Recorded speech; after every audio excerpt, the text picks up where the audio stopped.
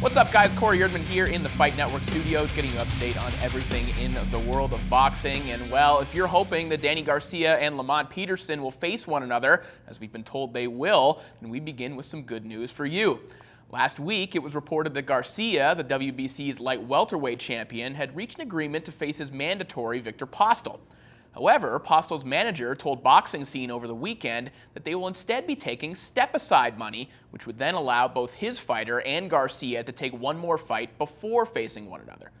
Now, of course, this doesn't mean that they will actually face one another after one more fight. A large portion of Don King's success can be attributed to collecting step-aside money for his fighters in mandatory positions, because that's much cheaper than actually paying them to fight. However, this could be a clue that Golden Boy and Showtime's plan to have Garcia and Peterson face off next is actually being put into action. Garcia and Peterson were both given cushy, borderline egregious stay-busy fights on television against Rod Salka and Edgar Santana earlier this year, which were meant as showcases to set up the big fight. Though those fights are not exactly palatable as premium cable feature bouts, if they do indeed result in what fans were promised, in some ways, it makes them a little bit more acceptable. Now, speaking of fights fans would love to see, David Price was touting the possibility of facing his fellow countryman Anthony Joshua following Joshua's destruction of Denis Lebedev over the weekend on Sky Sports. Joshua annihilated the normally durable Lebedev in just 2 rounds, with Price sitting ringside providing commentary. Joshua has now won his first 9 professional bouts without allowing an opponent out of the 3rd round. Now, that's very similar to what Price did to start his career before he was derailed in back-to-back fights against Tony Thompson. Though there hasn't been any reported talk of negotiations going on, Price seemed to talk in rather concrete terms about the potential fight, saying, "I'll be going in to take his head off his shoulders," type of thing, without sounding too manic. "I'll be going out with the same intentions as Anthony Joshua. It will be an explosive fight." And it would be. And there's probably no better, no more marketable, reasonable fight for both men at this stage in their careers.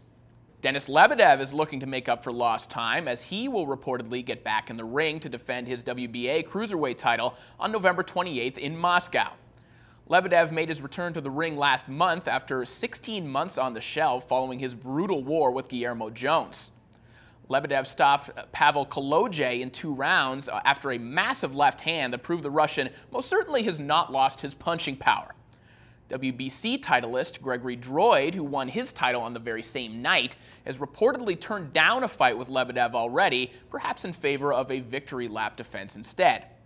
The man Droid defeated, Krzysztof Wlodarczak, is being cited as an option in a matchup between 2 legitimate top 10 cruiserweights. Unfortunately, the other name in the discussion right now, Roy Jones Jr. Jones continues to have a cachet in Russia, many years and many sickening knockouts past his best days, and after a string of knockout wins over hapless opposition, Roy is back in talks for a rematch against Lebedev. Now, the first time ended so brutally that even Tosh.0 aired the clip. We certainly don't need to see that again. But yes, that means that November 28th in Moscow could indeed be a doubleheader. Ruslan Provodnikov, Jose Luis Castillo, and Denis Lebedev, Roy Jones Jr. too. Makes you kind of wish that you were watching Garcia Salka instead. And finally, in more sad news, former heavyweight champion Leon Spinks is recovering in hospital following emergency abdominal surgery. Spinks has now undergone 2 operations after complications from the first, and his wife Brenda says he is strong and recovering.